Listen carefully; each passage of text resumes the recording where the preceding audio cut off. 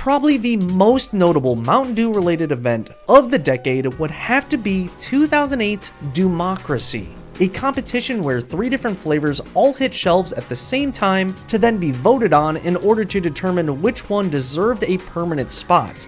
Anytime you hear the mention of a Dew play on words promotion, know that it was all due to the success of this ad campaign. The competitors were Revolution, Supernova, and Voltage, with the flavors of each being infused with wild berry fruit flavor and ginseng, blast of strawberry melon flavor and ginseng, and lastly charged with raspberry citrus flavor and of course ginseng. In case you didn't know, this is ginseng. What made this particular event so notable was its fan integration in surprisingly large scale.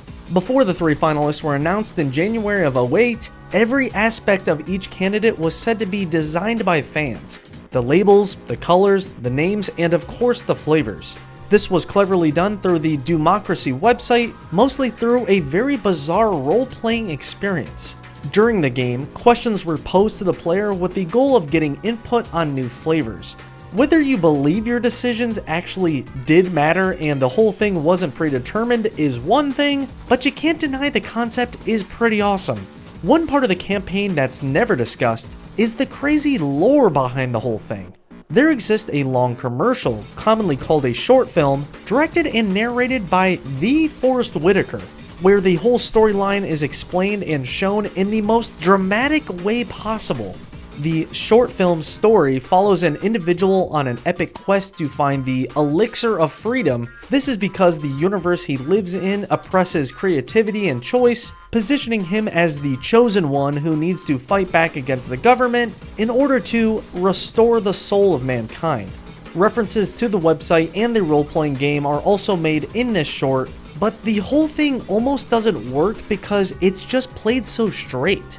The tone it strikes for an ad made for soda in the 2000s is very strange, hence why you never hear mention of it today. Luckily for the remainder of the ad campaign, they had a lot more fun with it. All sorts of unique and interesting commercials were made to draw people in, alongside real-life voting booths set up to get people excited to vote. They really went all out for this election idea. Online, you can see countless examples of unique promotional ideas and interesting pieces of merch. The money spent on this whole DEWmocracy idea is very apparent. Through various different voting methods, the progress of each flavor could be tracked on the website. They called this the flavor pulse of the nation. When the voting period ended in August, Voltage was declared the winner with 41% of the votes, followed by Supernova in second and Revolution in third.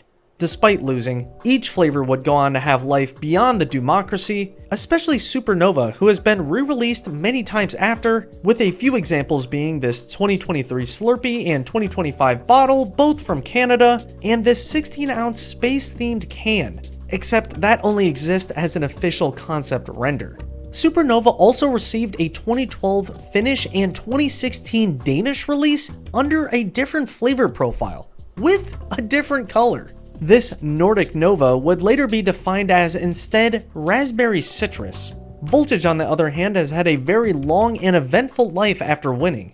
It's been around so long you can find it in many various sizes, under several altered looks, and advertising all sorts of different promotions. Some of Voltage's notable events include a 2009 Slurpee, a ginseng-less freezer and fountain release, complete with a branded Bluetooth cup.